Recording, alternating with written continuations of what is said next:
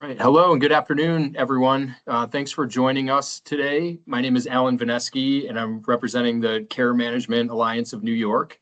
And we appreciate everyone being here to meet with us and learn about advocacy for care coordination organizations. So I want to just explain a little bit about what the CMANY or Care Management Alliance of New York is. It's a provider association of the 7 care coordination organizations across New York State, supporting approximately 135,000 New Yorkers with intellectual and developmental disabilities. And these include the CCOs that you see on your screen here. And our presenter today is Carolyn Kerr, who's joining us from Brown and Weinrob, and she has extensive experience in the private and public sector. And she works as a representative of CMANY, working on our behalf in Albany and supporting care coordination organizations. And so without further ado, I'm going to turn it over to Carolyn, and we're going to turn off our cameras. So at the Q&A is open, and at the end of the presentation, we'll take some questions for Carolyn, and we'll be monitoring that. And after the presentation, this will be recorded, and we'll share this with the CCOs. So anybody that's not here will be able to access it afterwards. So thank you, and Carolyn, take it away. Great. Well, thank you, Alan, and thank you, CMANY, for inviting me to present to the care managers today. CMANY has been working tirelessly on your behalf to advocate for the care managers in the context of the New York State budget. So today we're going to talk a little bit about how the role you can play in that effort. We're going to start out, though, with a little recap on recent election outcomes and why they matter, how they're influencing what we're talking about today. We're going to cover some key priorities for the legislators and for the governor. So, to put into context some of the larger budget discussion that's happening. And we will be also specifically, obviously, delving into what the governor's proposed budget means for the IDD community. And then we're going to close with how can you help in this advocacy? We need lots of voices, and the voices of the care managers are really, really important. So on to the next slide. Let's see. Great. So we want to start out with what happened. We're going to go back a few months. What happened in November 2025? And there was a very important election in November, and that was the specifically relevant to New York State and how how New York State is moving forward. But in November 2025, Assemblymember Zoran Mamdani was elected as the mayor of New York City, and he was sworn in on January 1st of 2026. And Mayor Mamdani had a unlikely candidacy. He was not very well known when he started his candidacy for mayor, but he had an uncanny ability to connect with the electorate and had very, very clear messaging that aligned with what the voters in New York City were concerned about, and his plans to address those concerns. So he focused in on childcare, transportation, affordability, and affordability issues. He and that agenda that he set and the way he ran his campaign had a pretty significant influence on other elected officials and other politicians, both in New York and nationally. I think not I think, but we're seeing with every elected official that they are, particularly on the Democratic side, that they're very, very focused on, messages around affordability. The mayor is a part of the Democratic Socialist Party. And that is a more left-leaning arm of the Democratic Party. And we're seeing with his success and his messaging, we're seeing that party in New York State and nationally, but in New York State, move more to the shift left, consistent with the success of his campaign. One thing, I do want to note, he is very focused on childcare, on transportation, things that cost a lot of money.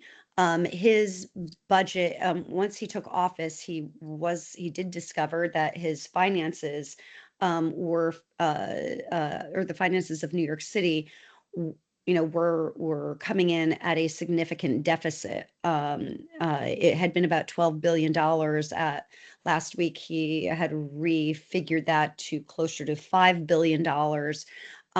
But that we're going to just put a pin in that to come back on that, because that is going to may have some influence on how the New York State budget process goes.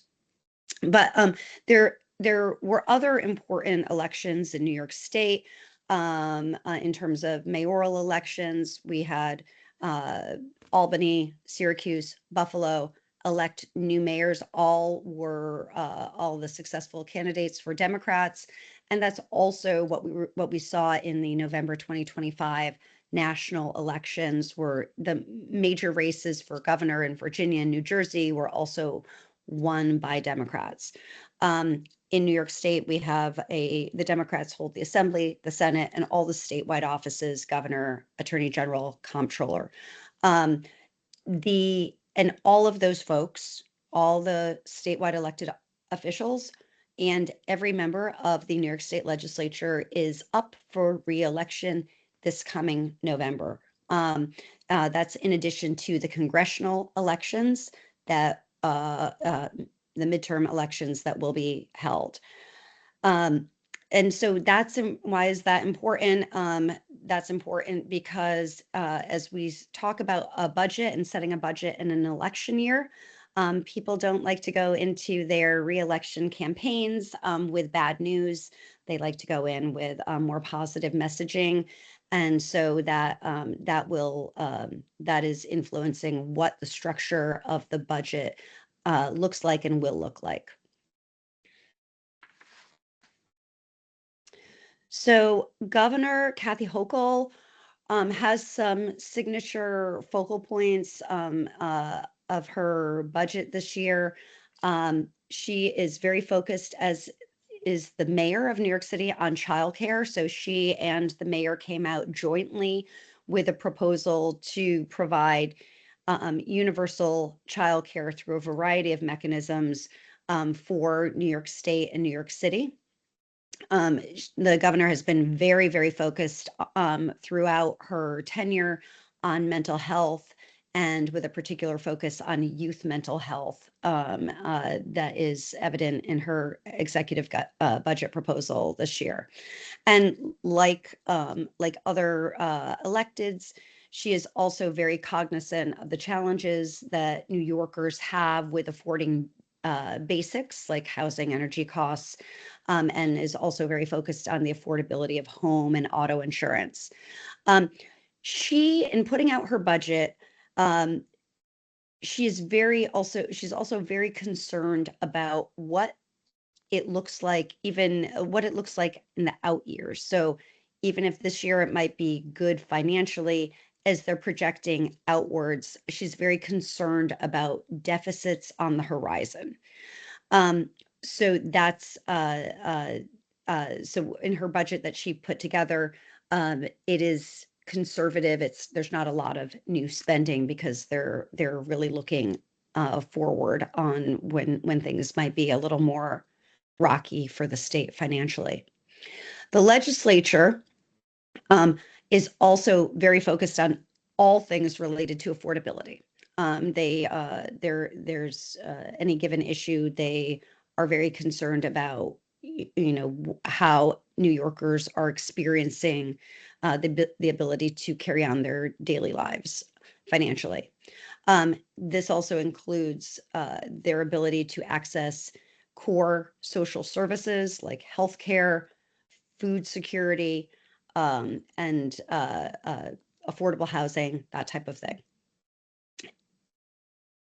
Next slide. So I want to touch on one thing that because we had discussions, or lots of people had talked about last summer and into the fall, there was a significant concern that the enactment of HR 1, or the Big Beautiful Bill, would have a very dire financial effect on New York State. And so, and that was a concern when it was enacted July 4th of 2025.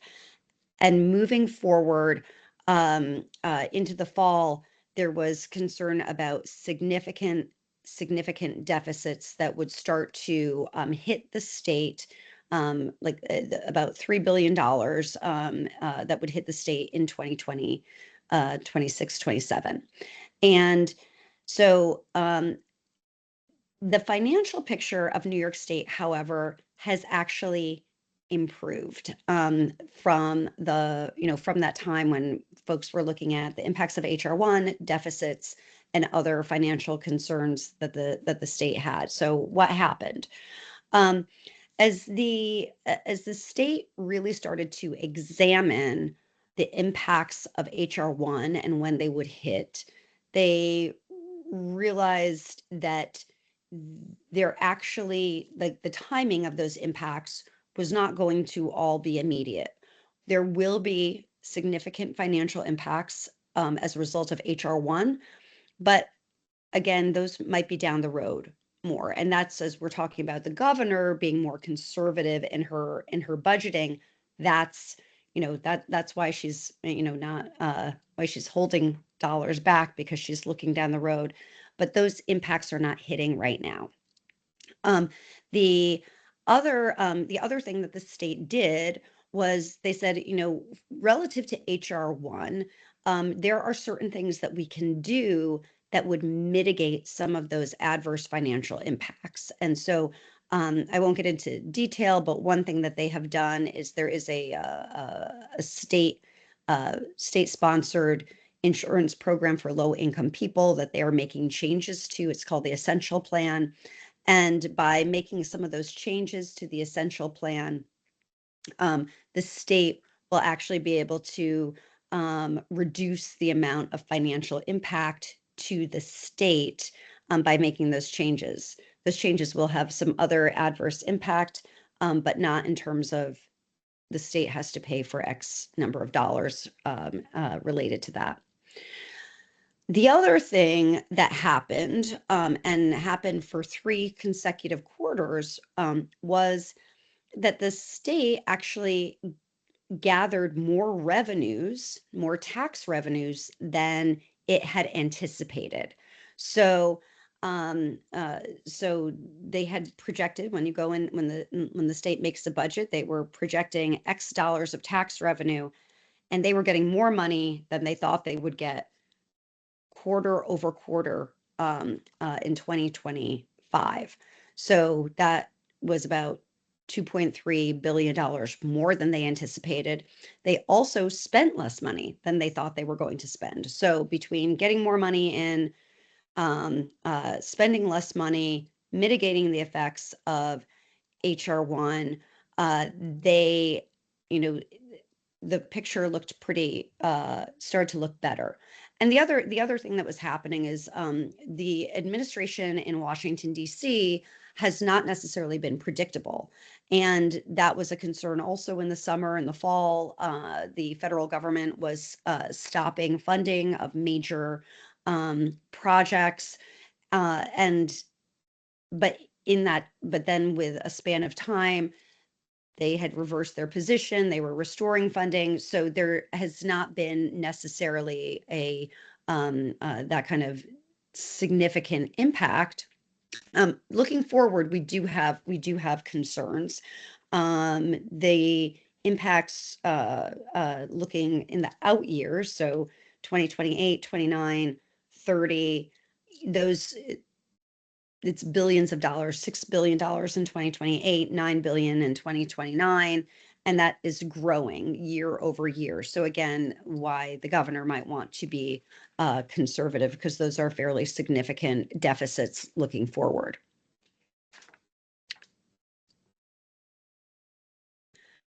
So as we look toward what Governor Hochul presented in her executive budget proposal, so again, the way the budget works is the governor proposes her budget in January, and the legislature then responds to that with their own proposals back to her, like a negotiation. She puts something on the table, the Assembly responds with their proposal, and the Senate responds with their proposal, and then they come together and they make a final budget. So right now we have what Governor Hochul has put on the table. So we just talked about the revenues and the overall financial picture looking better than expected. The fact that it is an election year is important. Again, as we mentioned earlier, that tends to mean a budget that does not have as many adverse actions, because that is not what they want to go campaign on. There were not any broad-based cuts, and there also were not any broad-based revenue raisers. So I think one of the things that we were concerned about as we kind of looked, if we put ourselves back to the summer or early fall, I think folks were concerned that we would have a budget that had significant cuts across the board, cuts in Medicaid. We are not seeing that. There are some targeted reductions that the governor has proposed, and there is a very limited new tax that the governor has proposed on tobacco products, but no big cuts and no big increase in taxes. And that is borne out in what we're seeing in the health and mental hygiene budget. So not a lot of, very, very limited reductions, but also not a lot of new investments. There's not a lot of extra spending. There's not a lot of big policy initiatives. That's usually in the budget. We see a lot of big policy initiatives related to health and mental hygiene. We don't really have that this year. But there is an overall healthy growth in the Medicaid program of about of 11.4%. So, specific to the OPWDD population, the IDD population, what did the governor propose? What did she propose? She did include a targeted inflationary increase. This is something that we've seen for 5 years, or this would be the 5th year of a targeted inflationary increase, or a COLA. What she proposed is 1.7%. And that is the advocacy community has asked for 2.7%. This year, for the first 2 years of the targeted inflationary increase, the CCOs were included. The last 2 years they were not, and this year they were not. And so we'll come back to that in a moment, but this year her language also did not include the CCOs or the care managers. She did include a very small rate increase for a very specific family residential services. The governor did have a number of initiatives that were more broadly disabilities focused. So the governor Governor Hochul is the first governor who has had an official who is responsible for, she's the chief disabilities officer, and she's done a really great job of really making sure that the governor is focused on disabilities issues. So there are a number of initiatives more broadly based in the budget related to improving subway access for disabled persons, in the budget, creating an assistive technology innovation center and putting funds towards that, adaptive clothing grant programs. And the other thing is that the governor, I think in her focus on affordability, she's really looking at affordability for all persons. And these are things that, thinking as within a workforce, what would be important are access to things like universal childcare. If you can have your kids watched during the day, that makes it easier for you to be able to go to work or go to school. There were also increases in supportive housing for options for independent living that she included as well. And so then we, what does this mean for you all? The budget is it's not as bad as what we were thinking about. So in the fall, but there are things that we need your help on. And so just again, to remind folks what, what the budget process looks like. The legislature is in session, active session, January through June. The budget process is January through the end of March. The state fiscal year begins April 1. Every year, the budget tends to be a little bit late. They tend not to be on time. But the state fiscal year does begin April 1. Right now, the governor has introduced her budget. The legislature is reviewing that. They've held hearings, and they are going to be putting together their one house budget bills. So what is the ask? The ask here, again, the main thing that we are asking for is that the care coordination organizations be restored to the temporary inflationary increase. So it's really important that we use the word restored. They are not being added. They had been there. We're not opening up the door to everybody who might want a temporary inflationary increase. This is a very, very limited universe to the CCOs that were entities that were originally included in the temporary inflationary increase, or the COLA. This is when we are talking to people, legislators, it's, we really want to convey that the care managers are the glue that connects the families and the individuals with the services that they need, that this is not a duplicative service. This is the only entity, the CCRs are the only entity that do this for the IDD population, and that it is a critical function that deserves to be included in the targeted inflationary increase. And we're very concerned that, if the CCO rates are not kept current with inflation, that puts a significant strain on the CCOs to keep pace with inflation and everything that goes along with that, whether it's wage demands and other costs, and what impact that could have on turnover and ultimately the frustration for the individuals and the families. We're also advocating for that in addition to the CCOs being included in the targeted inflationary increase, I know that says temporary, it should be targeted inflationary increase, that be increased to 2.7, consistent with the ask of the rest of the field. And then also we have requests that the legislature consider common sense type of legislation, like legislation to ease burdens on families and DSPs, like this Assembly Bill 7284, which would expand the ability of trained DSPs to administer medication. This bill has already passed the Senate, and we would love for that to pass the Assembly as well.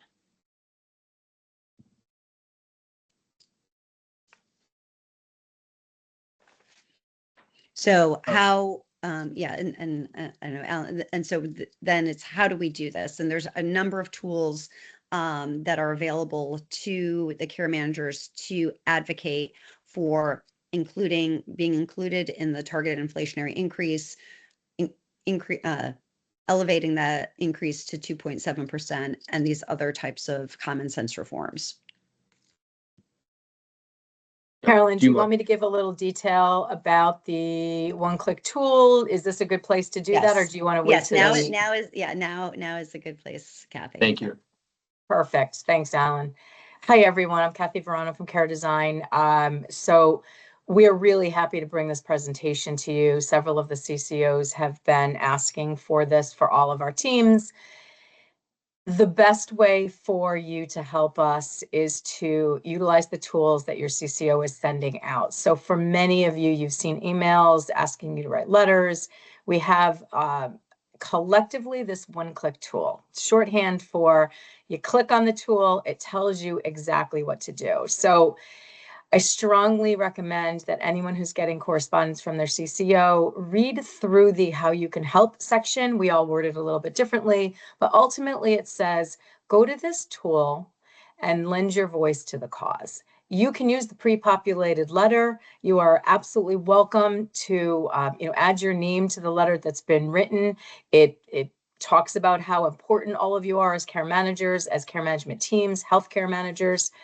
Or you can write your own letter and you can talk about your situation and why this job is so important to you and why the work you do is so important to the families that you represent, the members that you support every day, and how you need a living wage. Feel free to talk about anything that's important, professional and respectful. We all know that you will do that, but please feel free to tell your story. It's one level of advocacy when those of us in an administrative position go in and talk about our CCOs, talk about how great our staff are, talk about the importance of what you all do for the families.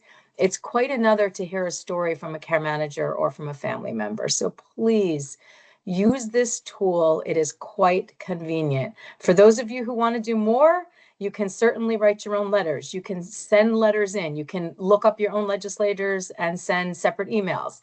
Anything you are comfortable doing is of help to the cause. The other thing I would ask you to do, to the extent you're comfortable, also knowing how busy all of you are in your day-to-day, if a family member is curious how they can help, direct them to this tool. It's a pretty self-explanatory tool. You do not have to be an expert.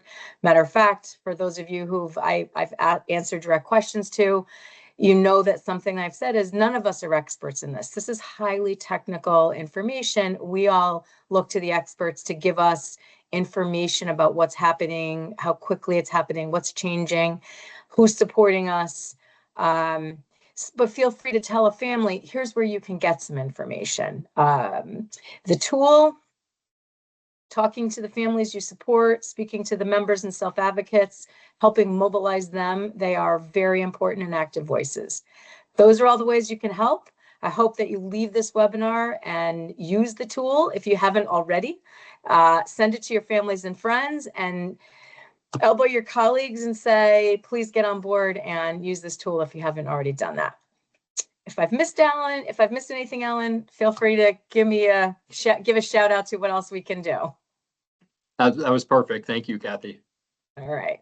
Thanks, guys.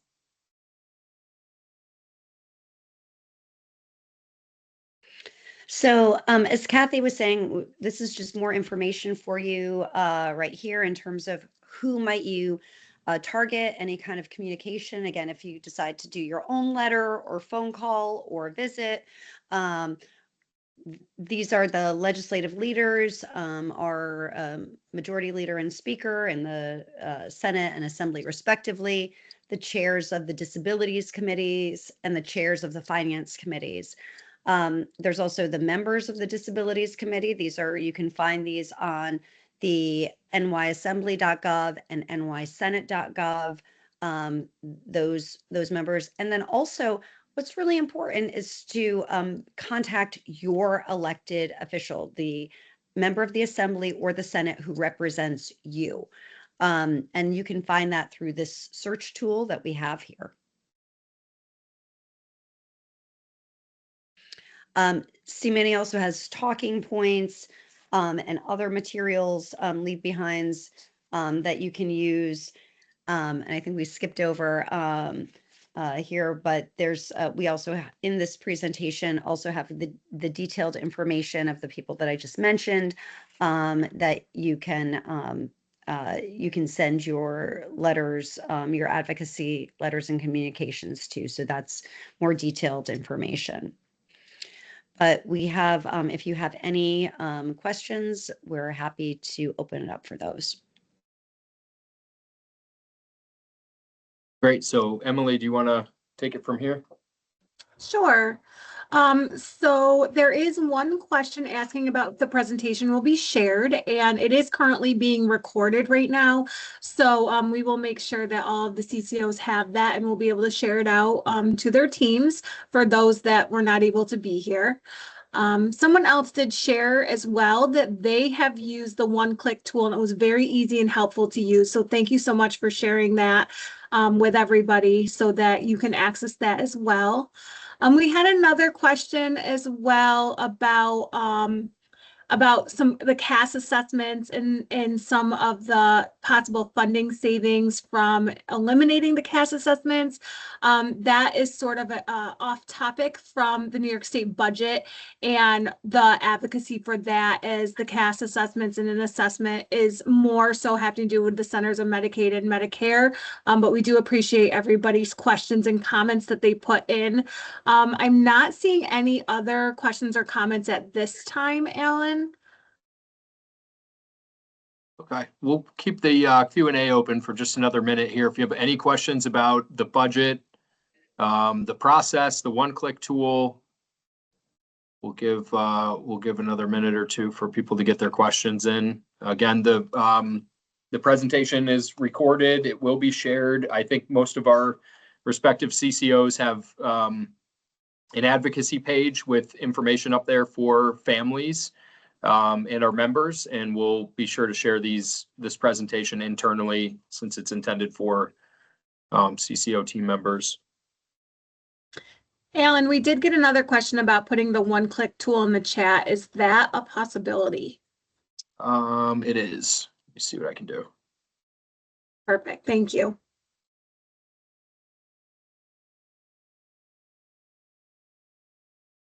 Okay, so it's there now. So you'll see there are talking points on the left once you click there, and on the right it says take action.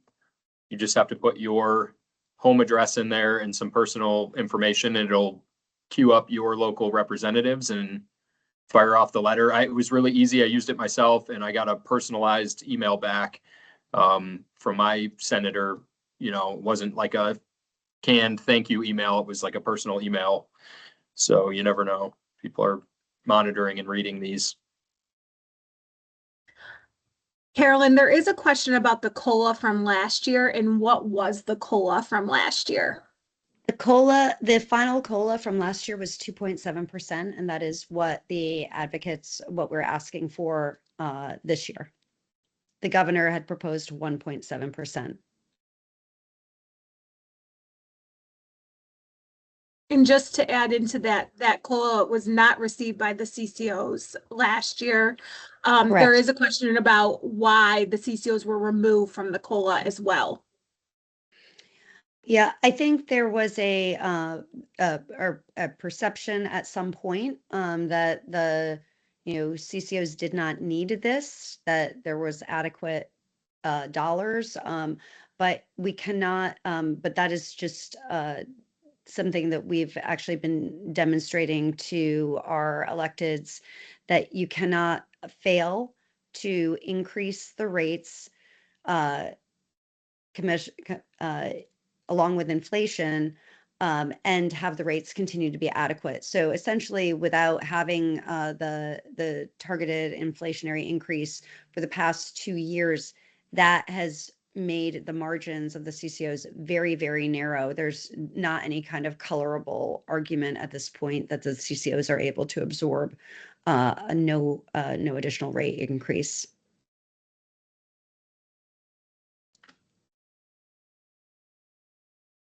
There has not been any other questions that have come in. since we've been chatting and reviewing the questions, Alan. Okay.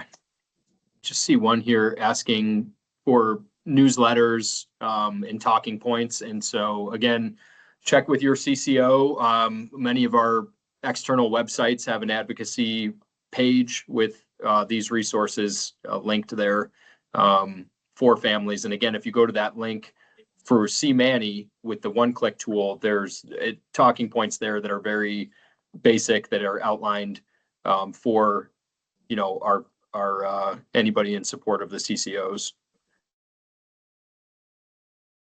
So if there's nothing else, I want to thank Carolyn for her time. I want to thank everybody for attending today, and stay tuned for the recording and the one click from your CCO. And we appreciate everyone's support, and keep up the good fight. Thank you very much. Have a great day.